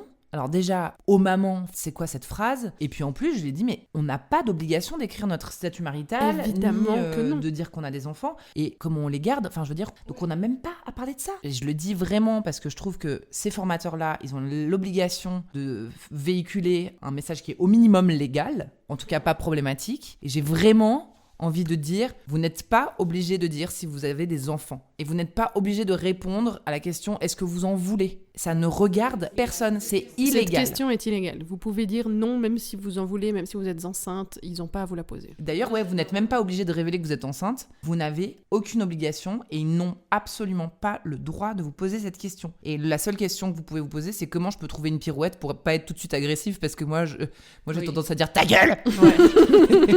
Mais il y a d'autres manières d'éviter la question beaucoup plus fine. Puis moi d'ailleurs j'adore parce que l'État de Vaud, de manière officielle, conseille de mentir. Genre si t'as le plan d'avoir des gosses, puis on te demande à l'entretien est-ce que tu veux avoir des gosses, la question est illégale, donc sens-toi libre de dire non je veux pas de gosses et d'en faire 2 mois après. Et ça je trouve ça très drôle que on te dit tu peux mentir. Et c'est explicité de cette façon-là. Oui. Tu réponds ce que tu veux en fait. Parce que la question est illégale. Et puis si tu dis vous avez pas le droit de me poser cette question, est-ce que t'es pas en train de pisser sur tes chances d'obtenir un poste qui peut être intéressant? Après, c'est un bon red flag aussi pour tes futurs employeurs quand même. Delphine, elle a compris, elle a qu'à mettre du rouge à lèvres. Et puis Bertie, c'est le contre-exemple qui est super, c'est qu'en fait, elle a pu dire non à un client. Et ça, c'est trop la classe. Ouais, c'est trop bien. C'est trop satisfaisant. Pouvoir être juste en mode genre, non, je suis pas intéressée. En fait, ton job, je le veux pas. C'est trop cool d'avoir la possibilité de faire ça. Après, ça reste violent ce que tu vis. C'est clair. Catherine avec son short. Et toujours ce truc, est-ce que vous pouvez pas juste foutre la paix aux gens? Genre, vous pouvez pas juste foutre la paix aux femmes, comment elles sont habillées. Enfin, il y avait aussi le patron qui faisait des remarques sur toutes les fringues, tout le temps. Et effectivement, il y a un moment, moi je me rappelle, mon ancien taf, ça fait longtemps que je me maquille pas trop parce que ça m'intéresse pas. Enfin, ça m'intéresse vachement moins qu'avant. Mais je causais avec une de mes collègues qui était un peu en mode, en fait, moi ça m'embête parce que des fois, j'ai envie de mettre du rouge à lèvres, et puis dès que je le mets, en fait, le directeur me fait une remarque qui se veut, entre guillemets, positive, mais en fait, on te fait tout le temps une remarque sur à quoi tu ressembles. Et en fait, c'est pire relou. Donc s'il vous plaît, arrêtez. Même si vous pensez que vous faites des trucs positifs. En fait, ça nous saoule. On sait qu'on a mis du rouge à lèvres. On sait que ça nous va bien. Bah, si vous arrêtez pas, moi, je vais dire au mec ah, tu t'es coupé les poils du nez ce matin. Coraline a mis le front sur le micro. Heureusement qu'il est solide ce micro. Il a beaucoup porté Coraline ce soir. Ça, j'appuie pas très fort ma tête. On est à la dernière catégorie. Tintintin. C'est Lidvine, Ophélie, Charlotte, Mélanie, Lucille. Sexisme au travail. Fourre-tout. Alors moi je travaillais dans une grosse structure, une administration en gros, il y avait 1000 salariés. Et en fait notre directeur général, donc le big boss, bah lui il tutoyait les hommes et il vouvoyait les femmes. Voilà, c'était un peu chelou. C'est-à-dire que des fois il m'est arrivé d'être en réunion avec un gars qui était là depuis 1 an et moi qui étais là depuis 10 ans et il me vouvoyait, il le tutoyait. Et il faisait ça avec tout le monde. Voilà, moi je n'aimais pas trop. Allez, bisous. Je suis représentante du maître de l'ouvrage dans une structure parapublique et pas plus tard que la semaine dernière, je devais diriger une séance avec 4 hommes âgés de 35 à 70 ans. 2 collaborateurs, un mandataire externe et un avocat, mais sur 1 heure de séance, j'ai compté que je m'étais fait couper la parole 18 fois en 35 minutes, donc j'ai décidé d'arrêter de parler pour voir la réaction de ces messieurs, et il y en a aucun qui a tilté que ça faisait plus de 20 minutes que j'étais mutique. Et à la fin de cette séance, ils se sont tous mis d'accord pour que ce soit moi qui fasse le mail récapitulatif à l'avocat. Je suis donc passée du statut de chef de projet à secrétaire, sans que ça n'a l'air d'offenser personne à part moi. Sauf que je suis dans une période un peu où je suis vulnérable. Je suis actuellement enceinte de 7 mois et toujours en travail épuisée. Et vu que je m'étais déjà pris des réflexions au bureau, j'avais pas envie de dire quelque chose pour qu'on risque de m'attaquer sur le fait que j'étais dirigée par mes hormones. Donc j'ai décidé de rien faire, mais je suis sortie de cette séance complètement écœurée. J'ai bossé un petit moment dans un restaurant en cuisine et mon chef de cuisine s'est fait virer parce qu'il coûtait trop cher. Moi, dans l'équipe, j'étais la plus ancienne. Il y a un mec qui est arrivé après moi, que j'ai formé, qui était à 100% direct, alors que moi, je demandais à 100% depuis le début, j'ai jamais eu. Et puis un autre qui était aussi assez ancien, mais qui a quitté la boîte, revenu, requitté, revenu. Bref, au moment de réattribuer les postes, mon boss me dit, écoute, mec 1, il va être le chef et augmenté. Mec 2, il va être sous-chef et augmenté. Puis malheureusement, on n'aura plus d'argent pour t'augmenter toi. Et je lui dis mais du coup je vais travailler plus, j'aurai rien en plus, je comprends pas, c'est pas logique. Qu'est-ce que vous proposez? Je sais pas, on peut changer, je sais pas, ton titre. Je dis mais tu vas mettre quoi comme titre sur mon contrat? Je sais pas, je sais pas, on peut mettre taulière, machin. Tu vas écrire taulière sur mon contrat? Je sais pas si j'ai envie de rire ou de pleurer. Voilà. Mon ancien taf m'a poussé au burn-out non officiel, donc je l'ai quitté pour en changer et créer une asso de meufs chefs. Et là, plus de mecs pour me rétrograder et proposer un poste mieux payé, etc. à un autre mec, alors que je suis la plus ancienne, plus responsabilisée, plus légitime, etc. Plus de mecs qui m'appellent Miss en me regardant de très très haut, en cherchant l'homme responsable derrière mon épaule, alors qu'il n'y a personne d'autre dans cette purin de cuisine. Coucou, c'est moi la responsable ici. Je peux signer cette feuille si jamais j'ai des doigts. Plus de mecs pour m'apprendre comment façonner de la brioche en venant derrière moi à la ghost en me prenant les mains. Plus de mecs pour ne pas m'écouter, ne pas considérer la pro que je suis. 10 ans d'expérience, mais toujours Miss, toujours il est où machin. Sous-entendu, homme doit parler avec homme, doit pas comprendre. Plus de mecs pour dire ah ouais, elle je me la ferais bien, elle étant moi, et moi étant un maître de la conversation entre 2 mâles analphabètes. J'ai eu mon premier enfant pendant la crise sanitaire de 2020. Et comme beaucoup de personnes, j'ai pas très bien vécu l'isolement. Et finalement, j'ai fait l'expérience de ce qu'on appelle une dépression postpartum. J'avais le sentiment que je n'existais plus, ou alors que comme mère. J'avais un besoin immense de refaire vivre les autres facettes de ma personnalité. Si bien que j'avais qu'une envie, c'était retourner au travail et reprendre mes ambitions professionnelles là où elles s'étaient arrêtées. D'ailleurs, j'étais en attente d'une réponse de ma hiérarchie, parce que j'avais déposé une demande pour une formation génialissime qui me motivait au plus haut point. Seulement voilà, quand je suis revenue d'arrêt maternité, mon chef m'a dit qu'il avait refusé ma demande. Parce que il faut que tu prennes du temps pour toi. Et puis maintenant, t'as d'autres priorités. Salut les poissons! C'est plutôt dans le contexte de mon job de coach sportif que j'entends encore pas mal de préjugés de genre, notamment sur, par exemple, un corps musclé. Les gros muscles, c'est pour les bonhommes, Les femmes avec des gros muscles, elles ressemblent à des bonhommes. C'est pas très beau. J'ai aussi le contexte des cours de fitness, comme des cours de yoga, de pilates. Les cours généralement de basse intensité sont perçus comme des cours pour les nanas. Et si t'y vas, t'es pas vraiment un bonhomme. Récemment, j'étais au fitness, j'étais à la Zumba et il y a un homme qui est rentré et je me suis dit, il s'est perdu. Et je trouve ça très drôle parce que la personne qui donne le cours est un homme aussi. Lui, j'ai tout à fait accepté parce que voilà, il donne un cours de Zumba, j'y suis allée plein de fois et c'est lui, c'est entré dans ma tête. Mais s'il y a un autre homme dans la salle, je suis vraiment en mode, mais qu'est-ce que tu fais là ? T'es au courant que c'est un cours de Zumba. J'aimerais dire que j'adore le témoignage de Charlotte. Je la trouve tellement éloquente. Ouais. C'est pas drôle ce qu'elle raconte, hein, mais genre comme elle le dit, c'est mythique. J'adore le moi homme parler avec homme, toi femme, pas comprendre. et c'est ultra. Elle finit avec le mot analphabète. C'est juste de la qualité de One Woman Show. Je répète, prix Nobel de la littérature. Right there. Analphabète. Analphabète, c'est juste merveilleux. Ça fait très genre, je suis tellement enragée que j'ai pas la force de faire une phrase. Je vais tout mettre dans un mot et ça va être analphabète parce que vraiment, je ne peux pas. J'ai adoré son témoignage parce que je trouve qu'on est vraiment transporté dans son ambiance en cuisine. Je l'imagine vraiment avec des ghosts qui viennent derrière lui toucher les mains pour lui apprendre comment faire une brioche. C'est juste l'enfer. Mon Dieu, mais vraiment ça m'a dégoûtée quoi. J'ai eu des frissons dans la moitié de mon corps quand elle a dit ça. J'étais là genre, j'imagine trop le contact pas du tout voulu d'un de tes collègue qui vient genre se coller à toi et te prendre les mains, berk. Et d'ailleurs, on a dû taper sur Google qu'est-ce que c'est taulière. Et quand même, je lis patron, gérant d'un hôtel ou d'un restaurant, patron d'une maison close, d'un lupanar. Bon, on ira chercher le lupanar un peu plus tard. Mais waouh! Moi aussi, j'ai dû chercher, hein, c'est quoi taulière? J'étais un peu là, c'est un vrai titre, parce que dans ma tête, c'est un truc qu'on n'utilise plus depuis les années 20, mais bon. Bien joué d'avoir créé cet asso avec toutes ces femmes. On vous souhaite beaucoup de succès. Lidvine, elle a dit quoi? Le vouvoiement et le tutoiement. Dans ma tête, quand on en parlait, enfin, quand on écoutait le témoignage, je me suis dit, est-ce que ce serait pire dans l'autre sens, si tutoyait toutes les femmes et vous voyez les hommes? En fait, c'est pas ok dans les deux sens. Ouais. C'est juste, peu importe, en fait. C'est que tu fais une démarcation claire avec un côté genre familier et fun, avec une partie, la moitié de tes employés probablement, et l'autre moitié est juste genre poussée, tenue à bout de bras un peu là-bas. Et d'ailleurs, il y a un truc qui se rapproche du témoignage de Charlotte dans celui de Lidvine, c'est que t'es là depuis 10 ans et en fait, fuck it, c'est pas ça qui compte quoi. Oui. C'est horrible. J'admire le travail de Ophélie qui a vraiment mesuré. Parce que ça, c'est top. Vraiment de savoir. On m'a interrompu 18 fois en 35 minutes. Et au bout de 20 minutes où elle a fermé sa gueule, personne ne s'est dit que c'est bizarre, elle parle plus. Et après, on lui demande de faire le PV. C'est ça. Moi, ce que je trouve incroyable, c'est ce côté du... Et on s'est mis d'accord, quand je me parlais pas, que j'allais faire un truc pour tout le monde. Ouais. Et la lucidité, elle est terrible aussi. Elle va jusqu'au point de se dire, je suis enceinte de 7 mois. Si je m'autorise de dire quelque chose, on va le mettre sur le compte de la grossesse. Encore une fois, j'ai écouté ce témoignage, il m'a vraiment donné envie de pleurer. J'avais les poils qui se hérissaient parce qu'il y a vraiment toute cette violence et toute cette lucidité sur comment ça pourrait être encore pire si tu dénonçais la violence, en fait. Là, je suis à un point où il faut que je me sauvegarde. Je vais même pas dire que c'est pas ok, parce que sinon ça va être pire. Vraiment, c'est hyper violent. Trop des cœurs. Ouais, vraiment trop des cœurs. Mélanie, qu'est-ce que c'était? Ah, Mélanie, c'était...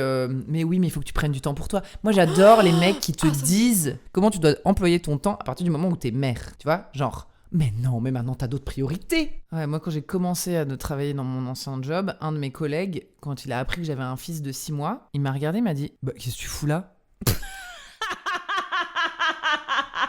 Bah, qu'est-ce que tu fous là? Bah, je sais pas. Et toi, Jean-Marc, qu'est-ce que tu fous là, quoi? Enfin... Vraiment, j'étais là, mais bah, je travaille. Mais il me fait, mais ton fils, il a 6 mois? Et toi, t'as quel âge, Bolos?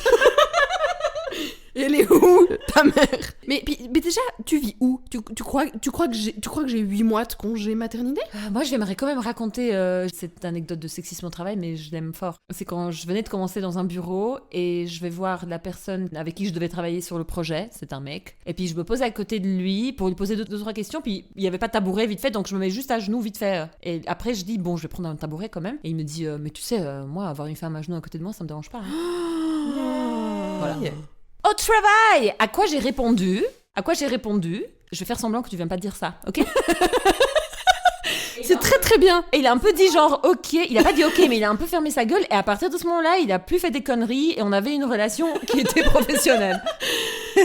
J'aime beaucoup ta réponse. Merci. Parce qu'il y a vraiment un côté du... Alors t'aurais pu la lui faire répéter, ça aurait été très très bien. Ouais. Pardon, j'ai pas entendu. Mais j'avais comme pas envie de la réentendre, je crois. T'as une partie de toi qui était en mode genre... Oui, exactement. Mais ce côté du... En fait, c'était une façon très diplomatique de dire, t'as dit une grosse merde, Ouais. là, dans un cadre professionnel où on est tous d'accord que c'est pas ok. Je te donne une deuxième chance. Je te donne une deuxième chance et je te le dis que ce que t'as dit c'était de la merde, mais sans te le dire. Je sais pas, j'ai trouvé ça très... Merci. Et d'ailleurs, il y avait un gars en face, assis, il a rigolé quand j'ai dit ça. Ouais. Je pense que ça a fait tout ce qu'il fallait faire. Oui. Et tu sais quoi, des années plus tard, j'ai raconté ça à mon patron, qui est son patron aussi, hein, et il a rigolé, il m'a dit non mais ça c'est de la drague. What? Ah oui, c'est de la drague, ouais. Mais c'est un compliment, Lisa, t'as pas compris. J'aimerais bien mais pas savoir d'humour. Enfin non, j'aimerais pas savoir comment il drague. Enfin, je sais pas. Non, mais parce que moi, j'adore qu'on me drague en sous-entendant que ce serait pas mal que je fasse une fellation. Ouais, exactement. Voilà, j'espère que vous a plu.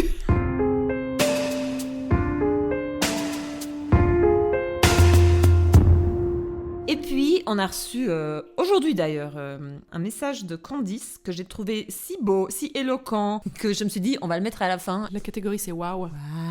Cela fait plusieurs jours que ce questionnement revient, depuis que j'ai reçu cet SMS. D'écrire ou partager un épisode de sexisme. Quoi dire? Lequel raconter? Un petit? Un gros? Un traumatisant? Un 3 fois rien? Il y en a tellement en 45 ans de vie d'une femme. Lequel choisir et pourquoi? Quel message, quelle émotion souhaiterais-je partager? Aujourd'hui, j'ai choisi de vous raconter une forme de sexisme des plus insidieux et perverses, car c'est une part de moi. C'est un sexisme constitutif de ma personne. C'est le sexisme que j'ai intériorisé. Neige Sino, dans son livre Triste Tigre, que je conseille à chacun et chacune de lire, plutôt seul, isolé, pour rentrer dans cette histoire d'une intimité et d'une force incroyable, nous dit à un moment de ses réflexions, je ne suis pas responsable de ce que l'on a fait de moi. Par contre, je suis responsable de ce que je fais de ce que l'on a fait de moi. Et c'est peut-être le seul moment, la seule fenêtre où le libre arbitre peut s'exprimer. Donc oui, je suis constituée de sexisme parce que j'ai grandi comme ça, on m'a éduquée comme ça, la société dans laquelle j'ai passé mes premières années était comme ça. Mais aujourd'hui, il m'appartient à moi d'être vigilante à mes propres pensées, à mes propres réflexions qui me viennent, et c'est là-dessus que je voulais vous partager mon histoire. Pour illustrer mon propos, je peux vous donner l'exemple d'un entretien au travail avec une personne inconnue. Si c'est le nom d'une femme, je n'ai aucune appréhension qui monte en moi. Si c'est un nom masculin, je me retrouve dans une zone d'inconfort. Je vais être jugée, je dois me montrer plus performante, infaillible. Je perds en spontanéité car le doute sur mes capacités est plus présent. Je dois mettre de l'énergie pour lutter contre ce doute, c'est assez désagréable. Heureusement que la métacognition nous permet de voir ce schéma et que je me suis armée pour déconstruire ce schéma-là. Voilà, une fois l'homme descendu de son piédestal, bien sûr, l'échange est presque normal. Donc je reviens à cette fenêtre de libre arbitre qui nous donne la possibilité de déconstruire les schémas d'infériorisation, ces schémas sexistes. Et je vous laisse avec cette réflexion. Merci de m'avoir écouté. Nous vivons dans une société qui est éminemment sexiste et bien entendu que du coup on intègre ce sexisme-là et qu'on doit gérer, on doit le gérer au quotidien. Ce qui est hyper dur et ce qui est hyper beau dans ce que dit Candice, c'est qu'elle arrive à... Je sais pas si c'est dans toutes les situations, mais dans certaines situations en tout cas, à se rendre compte de ce qu'elle vit et de se dire là je suis ma propre empêcheuse. Ouais, ça me touche quoi. Pour moi, ce que je trouve beau là-dedans, c'est que moi je suis de l'avis que les hommes posent le problème gravissime. Évidemment, je ne remets pas la situation en question. C'est juste que c'est aussi une réalité qu'on a intériorisé du sexisme. Et le fait qu'elle parle de ça, du fait qu'elle doit faire attention à ses propres pensées aussi, et le fait de trouver le champ du libre arbitre en réfléchissant à ses actions et en prenant la responsabilité aussi de sa vie en fait, c'est ça que je trouve beau. Parce que je trouve beau qu'elle parle aussi de responsabilisation. C'est ça qu'elle dit. Hein. Elle dit je suis responsable de ce que je fais, de ce que les autres ont fait de moi. Oui, bien sûr. C'est toujours dangereux de parler un peu de ça parce que je veux pas dire ça ne tient qu'à nous d'aller mieux et d'être belle devant le miroir ou je sais pas, ce genre de truc. C'est pas ça mon but, mais je trouve ça important de parler du fait que les hommes font de la merde, mais les femmes, on a du travail aussi. Je prends ma responsabilité là où elle peut, mon pouvoir d'action là où il est. En fait, je peux pas changer la société dans laquelle j'ai grandi, je peux pas changer généralement toute la société même maintenant, mais je peux changer ma vision du truc. Et puis c'est là que j'ai un pouvoir d'action. C'est l'agentivité en fait. C'est Où ça. je peux trouver mon agentivité. Qu'est-ce que je peux faire en fait? Ce qui est très constructif. Ça veut pas dire que ça sauve tout, mais ça aide à trouver une solution pour mieux vivre en fait. Parce qu'on a de l'agentivité. Elle peut être minime, elle peut être frustrante, parce que justement, t'es dans une société où t'es dominé par des hommes, et encore, on est des femmes blanches, mais je veux dire, elle peut être limitée, elle l'est limitée, mais elle existe. Et je trouve juste sain et édifiant d'aller chercher cette agentivité où elle est, comme elle existe. Et c'est ça que j'entends dans le truc de Candice, en fait. Justement, Neige Sino, je t'en parlais l'autre jour, je tiens à dire que c'est un des livres les plus géniaux que j'ai lus de ma vie. Vraiment, à mon humble avis, c'est une forme de génie. Ce livre, il n'y a pas de catégorie. Et je te disais l'autre jour, Agatha, que j'ai fini de le lire et tous les autres livres étaient nuls en comparaison. Et en fait, ce que je trouve beau dans le livre aussi de Neige Sino, c'est qu'elle ne romantise pas ce truc que l'agression me rend plus forte. Ouais, c'est pas le fameux phénix. Non, l'agression m'a rendu juste trop mal. Oui, elle m'a bousillé la vie, en fait. Elle dit, elle m'a bousillé la vie. Maintenant, j'apprends à vivre une vie après ça. Et puis, je fais ce que je peux. Mais ça vaut ce que ça vaut, quoi. Mais ça vaut ce que ça vaut. Et je sais même pas pourquoi j'insiste, en fait. Puis avant d'oublier de le dire, je veux dire qu'on parle souvent de micro-agressions, mais franchement, c'est juste des agressions, tout ce qu'on a entendu. Ouais, vraiment. Tellement pas des micro-agressions. C'est pas micro, non. En fait, après une soirée comme ça, avoir écouté, discuté, raconté aussi nos anecdotes, moi, je me sens chargée en émotions. Enfin, je sais pas comment vous vous sentez, mais j'ai ressenti mes poils se hérisser à plusieurs reprises, ma gorge se nouer. J'ai ressenti des émotions de ce que j'ai vécu, mais aussi à l'écoute de ce qu'ont vécu les autres femmes. Merci d'avoir partagé ça, quoi. Merci beaucoup. Toi, Agatha, t'es contente du résultat? C'était ton idée, tout ça. Eh ben, ouais, bah... Franchement.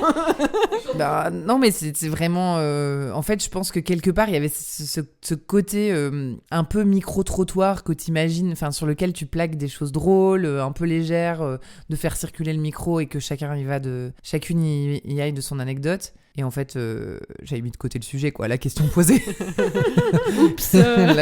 Ouais, c'est ça. Je ne suis qu'une femme, j'ai pas réfléchi. Oupsie. Et même si on a ri de certaines situations qui sont si violentes que des fois elle tire le rire de l'absurdité, et en fait c'était pas très drôle. Voilà, je ris encore. Oui. Et pour vous, c'était comment? Moi, I played dead à un moment donné, c'était pas drôle. J'ai fait la morte. Non, j'ai aussi beaucoup de choses dans mon corps là. Moi, je dirais qu'avoir des chats autour, ça aide. Parce qu'il y a un moment, moi, je shut down un petit peu et je fais juste genre chat. Câlin. Et je suis fraîche pour revenir. Moi, je trouve qu'il y a des témoignages qui sont tellement édifiants et qui montrent tellement des couches différentes de problématiques qu'il y a juste un moment où je me sens complètement dépassée par ce qui se passe. Et que je suis juste en mode genre, on va jamais y arriver. Ouais. Il n'y a aucun espoir. Abandonner le navire. Ah oui, non, moi, il y a quand même un endroit où ça me fait du bien. Des fois, en tant que féministe, on se sent quand même seul. Puis on a l'impression qu'on est entouré de gens qui voient pas la même chose que toi. Et là, toutes ces femmes qui racontent ces histoires, c'est qu'elles les ont senties, elles les ont vues, puis elles savent que c'est pas OK. Et ça fait un peu de bien. Ouais, c'est vrai. Mais je crois que c'était un peu ça, en définitive. Que l'objectif, c'est de déporter en se disant, justement, ces femmes-là s'en rendent compte. Et puis, s'il y a d'autres femmes qui peuvent entendre et se rendre compte aussi, dans le podcast avec You, je crois, Lirza, tu disais d'être consciente de ce que tu subis, ça te donne de la force et du pouvoir. Ça revient au libre arbitre, enfin voilà. I'm so smart, j'ai dit ça. J'avais complètement oublié. Non, c'était un hasard. Peut-être que c'est ça l'objectif finalement, c'est que si ça peut aider un tout petit peu des femmes à se rendre compte que ce qu'elles ont vécu, qu'elles ont cru comme étant une anecdote, sortie de son contexte, on vous comprend, on vous entend, on vous écoute, vous n'êtes pas seul. Il y a aussi un truc trop cool d'avoir en fait plein de personnes qui contribuent au podcast. Ça c'est ouais, à fond. Cool. C'était l'épisode spécial 50 000 écoutes. Joyeux Noël. Bon courage en famille, si vous êtes en famille à Noël. Apparemment, Victoire Tuaillon, quand elle est en repas de famille à Noël, elle met juste des boules caisses.